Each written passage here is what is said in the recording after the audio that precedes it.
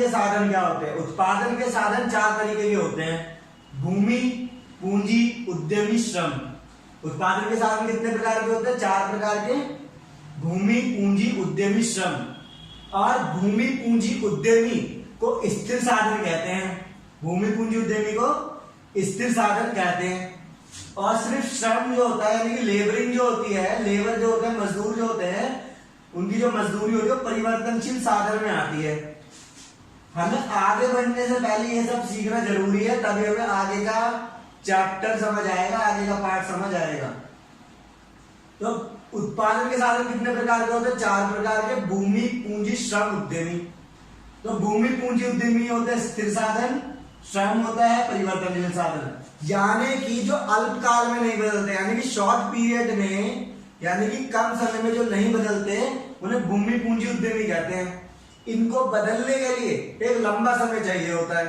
और श्रम जो होता है वो अल्पकाल में बदल जाता है, यानी कि शॉर्ट पीरियड में भी इसके अंदर चेंजेस आ सकते हैं। स्थिर साधनों से प्राप्त, स्थिर साधनों से जो प्राप्त आय होती है, इनकम जो होती है, उसको ही स्थिर लागत कहते हैं। यानी कि भूमि के द्वारा अगर लगान मिल रहा है, पूंजी के द्वारा ब्याज मिल रही है और उद्यमी के द्वारा लाभ, तो इसे स्थिर लागत कहते हैं। और सिर्फ श्रम के द्वारा जो मजदूरी मिल रही है उससे परिवर्तनशील लागत कहते हैं। तो समझ आ गया आपको कि उत्पादन के साधन चार प्रकार के होते हैं, भूमि, पूंजी, उद्यमी, श्रम। भूमि, पूंजी, उद्यमी स्थिर साधन होते हैं और श्रम परिवर्तनशील साधन होता है। और भूमि, पूंजी, उद्यमी से कमाई गई इनकम को स्थिर लागत में स्थिर लागत कहते हैं, और श्रम द्वारा कमाई गई लागत को परिवर्तनशील लागत कहते हैं, क्योंकि परिवर्तनशील साधन से प्राप्त हुई थी। इसको इंग्लिश में फिक्स्ड कॉस्ट कहते हैं, इसको इंग्लिश में वेरिएबल कॉस्ट कहते हैं। इन दोनों से प्राप्त यानी कि स्थिर साधनों से भी और परिवर्तनशील साधनों से प्राप्त आय को टोटल कॉस्ट यानी कि कुल लागत कहते हैं। जब आप ये समझ जाएंगे तभी नेक्स्ट चीजें आपको समझ आएगी। पहले आप इसको राइट डाउन करके इसको लर्न करना आपको जरूरी है या समझना जरूरी है। इसमें मैंने लिख दिया है कि किसको शॉर्ट फॉर्म में क्या कहा जाता है। टोटल को कुल, फिक्स्ड को स्थिर, एवरेज को औसत, वेरिएबल को परिवर्तनशील, मार्जिनल सीमांत, कॉस्ट मतलब लागत। और इसको शॉर्ट में TFABMC कहते हैं। ये हमें अभी आगे जब हम टॉपिक करेंगे तब काम आएगा हमारे। और भूमि, पूंजी, उद्यमी, श्रम के द्वारा प्राप्त इनकम को देखो, भूमि से क्या मिलता है? लगान, पूंजी से मिलता है ब्याज, श्रम से मिलती है मजदूरी और उद्यमी से मिलता है लाभ। इनसे जो आय प्राप्त होती है उसे साधन लागतें कहते हैं। क्या कहते हैं? साधन लागतें कहते हैं। ठीक है, हमने क्या समझा इसके अंदर? उत्पादन के साधन चार प्रकार के हैं, भूमि, पूंजी, उद्यमी, श्रम। और भूमि, पूंजी, उद्यमी से जो प्राप्त होती है उसे आय, उसे स्थिर साधन, स्थिर साधन कहते हैं तीनों को, भूमि, पूंजी, उद्यमी को। और इसको कौन सा साधन कहते हैं? परिवर्तनशील साधन। और इन तीनों से प्राप्त इनकम को स्थिर लागत कहते हैं, इससे प्राप्त को वेरिएबल कॉस्ट कहते हैं। स्थिर लागत और वेरिएबल, इसके अंदर जो खर्चा किया जा रहा है, इन दोनों को जोड़ के टोटल कॉस्ट होती है, कुल लागत है कितना खर्चा हुआ था। अब भूमि, पूंजी, श्रम, उद्यमी, भूमि से मिलता है लगान, पूंजी से ब्याज, श्रम से मजदूरी, उद्यमी से लाभ। इनसे जो पैसा लगाया गया उसे साधन लागतों में गिना जाता है। और अब पढ़ते हैं लागत फलन किसे कहते हैं। और इससे पहले पढ़ रहे हैं हम लागत की परिभाषा। लागत को एक वस्तु के उत्पादन के लिए उत्पादन के साधनों को खरीदने अथवा किराए पर लेने में एक फर्म अथवा उत्पादक द्वारा किए गए व्यय के रूप में परिभाषित किया जाता है।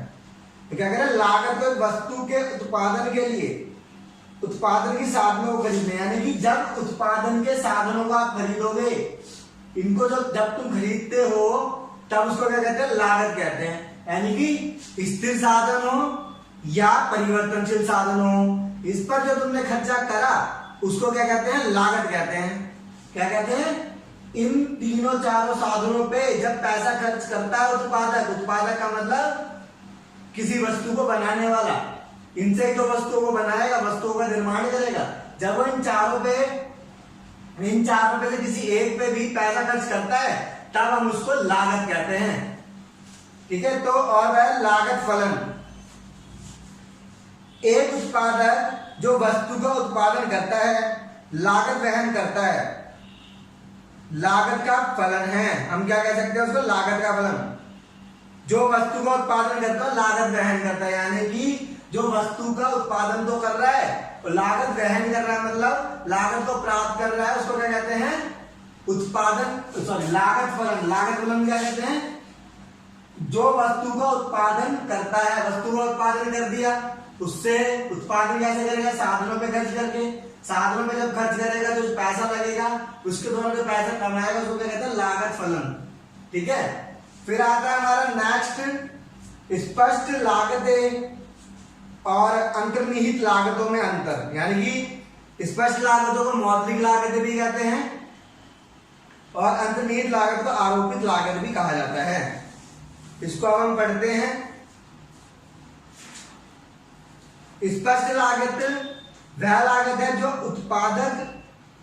उत्पादक साधनों की सेवाओं के बदले में खर्च करता है। क्या करता है? उत्पादक साधनों की सेवाओं के बदले में खर्च करता है। साधनों की सेवा क्या है? साधन ये उनके द्वारा जो भी सेवा प्राप्त की गई उसको स्पष्ट लागतों में कहा जाता है। जैसे भूमि से क्या पाएगा वो? लगान यानी कि या किराया पाएगा, मजदूर पूंजी से ब्याज पाएगा, श्रम से मजदूरी पाएगा। इन सबको क्या कहते हैं? स्पष्ट लागतें कहते हैं। फिर अंतर्निहित लागत या निहित लागत या आरोपित लागत। आरोपित लागत वह लागत है जिसका भुगतान उत्पादक दूसरों को नहीं करता, जैसे स्वयं का मजदूरी, स्वयं के दुकान का किराया। निहित लागत को अस्पष्ट लागत भी कहते हैं। इसको क्या कहते हैं? अस्पष्ट लागत भी कहते हैं। निहित लागत कौन सी है?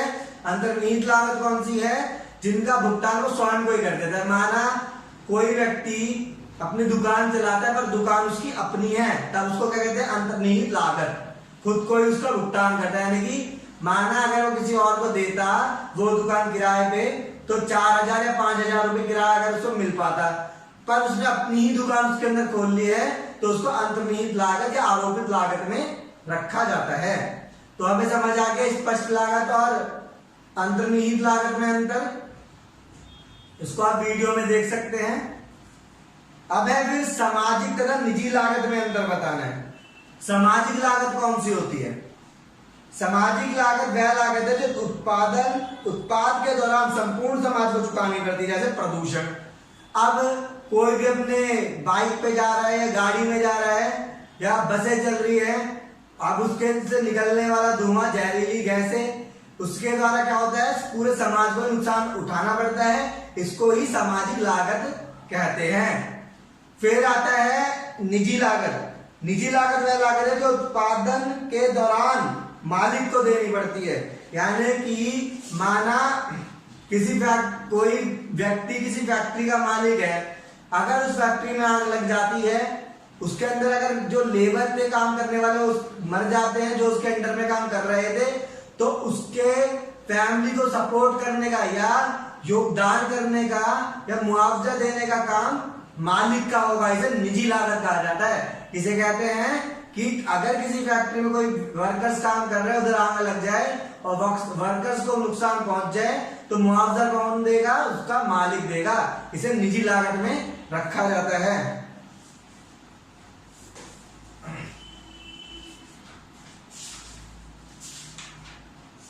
फिर आता है अवसर लागत। अवसर लागत किसे कहते हैं? सबसे सर्वश्रेष्ठ विकल्प को चुनने के लिए उससे कम बेहतर विकल्प का त्याग अवसर लागत कहलाता है। यानी कि अगर आपकी कोई, माना कि आपने एक जीन्स की दुकान लगाई है और जब आपको लगता है कि किसी और काम में ज्यादा है, माना आपने लगा दी शर्ट की दुकान, तो आपने जीन्स की दुकान बंद करके, माना जीन्स की दुकान में प्रॉफिट था 5,000 का और शर्ट की दुकान में आपको प्रॉफिट मिल रहा है 7,000 का, तो आप क्या चाहेंगे? 7,000 वाला काम करना स्टार्ट करना चाहेंगे। तो आपने उससे कम बेहतर विकल्प को त्याग दिया, यानी कि आपने जीन्स के काम को त्याग दिया और शर्ट के काम को पकड़ा। इसको ही अवसर लागत कहा जाता है, यानी कि सबसे सर्वश्रेष्ठ विकल्प को चुनने के लिए उससे कम बेहतर विकल्प का त्याग अवसर लागत कहलाता है।